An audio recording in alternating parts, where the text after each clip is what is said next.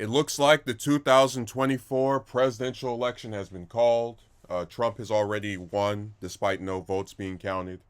And we know that he's going to win now that we have the amazing analysis of one of his favorite sidekicks, Sarah Huckabee Sanders. So we'll play the clip and I'll talk about what she said. All right. Meanwhile, this new Fox News polling showing President Biden opening a narrow lead over former President Trump. That is within the margin of error, but Biden is up 5 points now since March. Breaking down the vote, we see men breaking for Donald Trump. Meanwhile, white women with college degrees largely going for Joe Biden. So let's bring in Arkansas Governor Sarah Huckabee Sanders. Great to see you, Governor, and we'd love for you to weigh in on what we're seeing, state of the race. What do you see? You know, I don't actually put a lot of stock into national polls. I think the place that really matters is the issues that are driving voters, and they'll ultimately pick their candidate of choice on. And when you look at both battleground polls and issues that drive voters, the economy, the border, national security, Trump is dominating in all of those. I still think this is his race. He has clearly been the front runner since the day he announced, and he has not lost that status, whether it was in the primary or the general. And I fully expect that he's going to win and win big in November. Yeah, I'm looking at this, and both sides can make an argument. But I think it's probably the first decent poll that Joe Biden's gotten in some time. And maybe it holds and maybe it doesn't. But your point is well taken on the issues and also the battleground states. As we pointed out last hour, Donald Trump lost the national vote against Hillary Clinton by 2 points, but won the race. Yeah, and then in 2020, he lost to Joe Biden by 4 points and lost the election. Go ahead. Democrats can certainly make an argument. It's just not a very good one, because on the things that really matter to voters, the big difference in this race that you have that is very different than anything we've seen in the past is that you have two people who have already served. They both, it's not just what they're talking about, they both have a record of service as president. One has a record of success. When it came to the economy, our country was doing extremely well. We were booming on all cylinders that you test economic success by. Donald Trump was leading. You look at the border, something that has become even an issue for Democrat mayors are speaking out against the failures of this administration. Donald Trump led on that. That's an issue that voters care about. National security, we were safe at home and abroad. That is no longer the case. Biden has got us engaged in conflict across the globe, and those are big, big contrasts. Because both of these people have been president, it's a very different election in that sense, and the reason that people show up and they cast their ballot, those are all places that Donald Trump is absolutely crushing Joe Biden, and I think that's why he'll crush him in November. Do you worry when it comes to the women vote, abortion motivating voters where abortion is on the ballot, those states where that is relevant? Sarah, do you think that's going to be an issue again for Republicans? I think that's what Democrats want to make the issue, because they think it's the only place they have any leverage, because they know on all those other things I just listed, they lose. So they're trying to make this entire election about that. I don't think they're going to be successful, and I don't think that it's going to ultimately impact the final tally on Election Day. Well, we've looked at some of the demographics, and we pay very close attention as you look at the current power rankings. What you see in yellow there on that map is what we consider to be two toss-up states: Wisconsin, Pennsylvania, Nevada, and Arizona. Michigan and Minnesota leaning Democrat, and we're going to see how they break. But you look at the numbers here. Trump has regained his support among men, so he's back to that double-digit lead. Okay, Biden has slipped about 8 percentage points with women, and with African Americans and Hispanics, we're seeing Trump, in the polling anyway, do better than what the outcome was in 2020. But when we compare that polling to the same moment 5 months out in 2020, we saw weakness among African Americans and Hispanics then, and they eventually came home. Do you believe that'll still be the case as of today? I don't think that that's home for African Americans or Hispanics. I think they're looking for a new home because what they've experienced under this administration has not been positive. They haven't been doing things and passing policies that empower those communities, certainly not in the same way that Donald Trump did. I think they're looking for a new place to go, and they found it in Donald Trump. I think these numbers will continue to grow and expand as people look at both of these two individuals. And when you look at when was my life better, was it under Donald Trump or Joe Biden? I think the answer is extremely clear, and that's why more and more people are breaking in those communities for Donald Trump. Okay.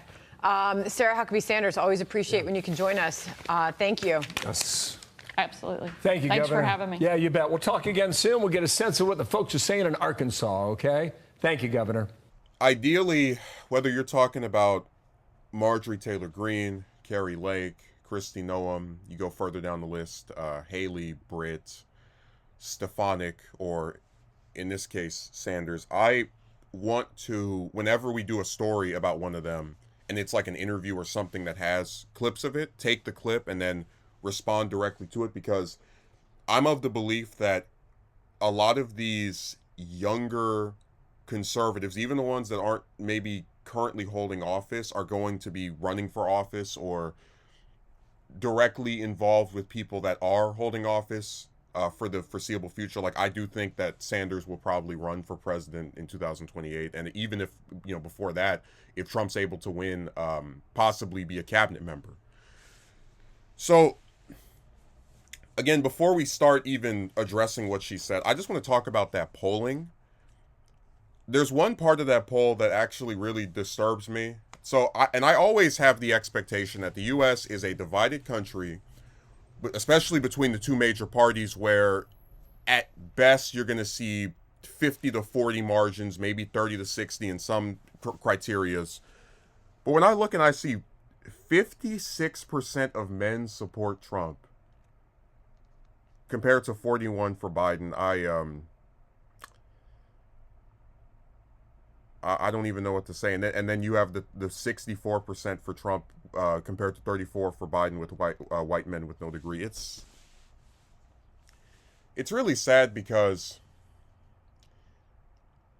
Republicans have been like with the degree one. With no degree.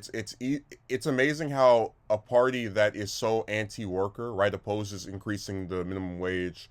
Let's not forget that Trump's presidency had net job outsourcing. It's incredible that this party that is so anti-worker, so anti-common man, is able to net so much support among the common man. But also, when I think about it, I said, isn't it insane that almost 60% of U.S. men are willing to back a president that, I mean, we don't even have to, do we really have to talk about the insurrection, the criminal charges? Again, if it were 49-51, Trump had a little bit of a lead maybe, but damn, almost a double-digit lead for him. I think it's really disturbing. Going to what Sanders said about Trump being the front runner, that is true. He's been leading in polling ever since he announced that he was running for president back in November 2022. So that part is accurate. When she says he's going to win big in November, I don't believe that, simply because the U.S. has not had a landslide presidential election in over 30 years with Bush versus Dukakis, where Bush carried over 40 states, I believe. So I don't see, even if Trump were to flip a few states, Nevada, maybe Minnesota, and Minnesota's a tall order because that's been blue longer than any state at this point, longest streak out of any of them. I still don't see him winning big or whatever. It's going to be an election where Biden, if he loses, probably gets at least 20 states. Trump might get 30, but it's not going to be some huge, giant blowout or anything. I think that era is over, and I think it's one that a lot of conservative pundits try to pretend isn't, as a way of, exciting their base. If you come out and vote for Trump in New York, he might win New York. It's like, no, he won't. He'll get a decent amount of votes, right? 1 million, whatever, but not actually carry the state. Something she said that's really interesting is that both people have been president before, and you can look at their records, and these records are dissatisfying when it comes to Biden, rather, and that they're comparing and contrasting, and that's what's making Trump so attractive. She goes through several issues. She talks about Trump's leading on immigration.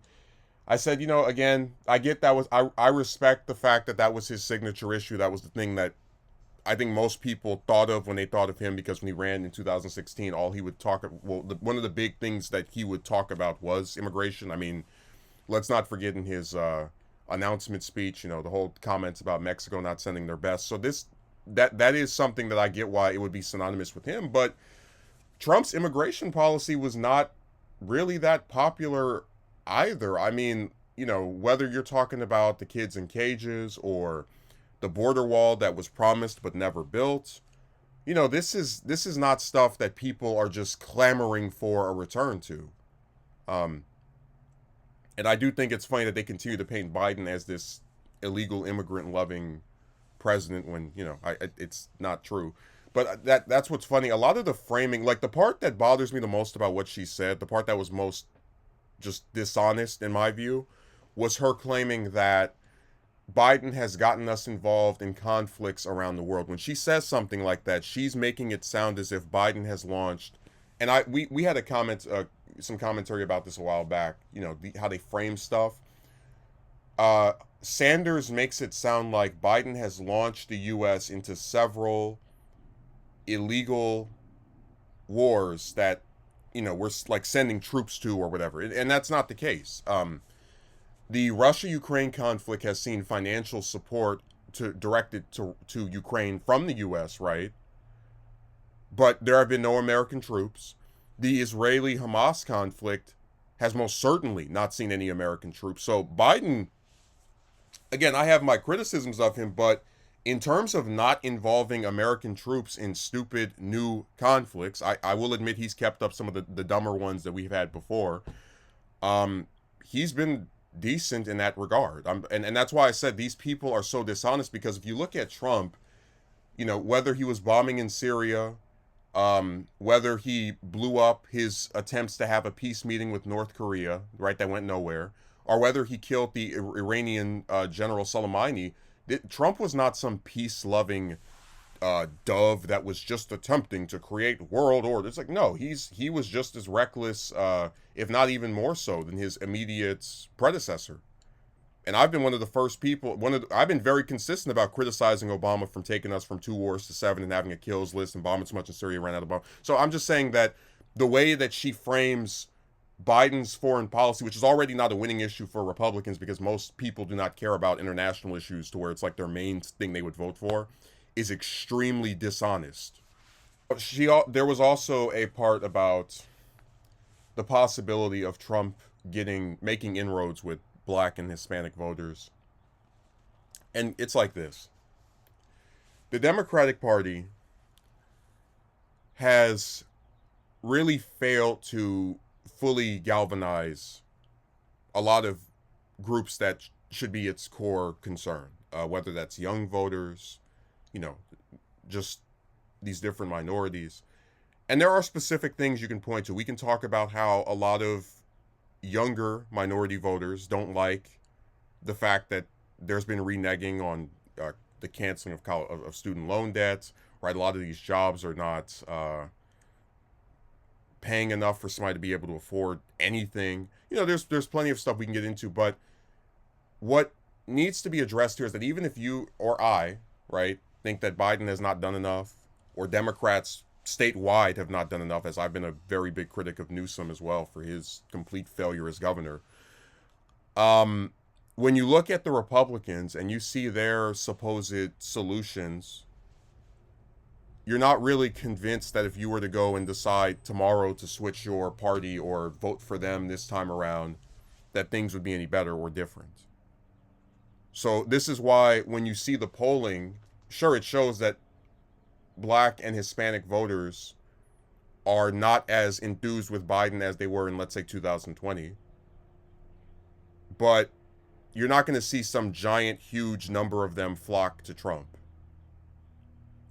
Trump's best bet, in my view, is to probably try and see if he can keep scraping off a lot of these disenfranchised white voters, right? And that's something that he's been successful at doing, as far in terms of what we've already seen from polling currently with the leads that he has with white men and with white men with no degree. Is even, I think it's like over a 20-point lead on with white men with no degree. So I think if he's able to get those groups and be involved in trying to get them to support him, he's more likely to at least have a chance of winning this election. I think that would, if he's able to really galvanize them and fully, get like a really solid chunk of them to support him. But no, Sanders' commentary on this is fun because the lady's predicting that Trump is going to win big. There has been a landslide over 30 years.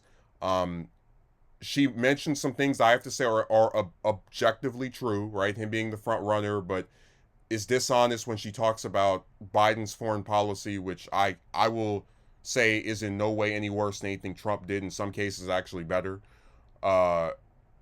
And she also tries to pretend that these minority groups, which have historically voted for Democrats, are going to leave the Democratic Party in such large amounts that it allows Trump to win re-election, to win a non-consecutive second term, which I don't believe. If he's able to do that, it won't be from minority help. I think that that part of her analysis is wrong. But again, it's fun watching when the Trump sidekicks go into the specifics of an election.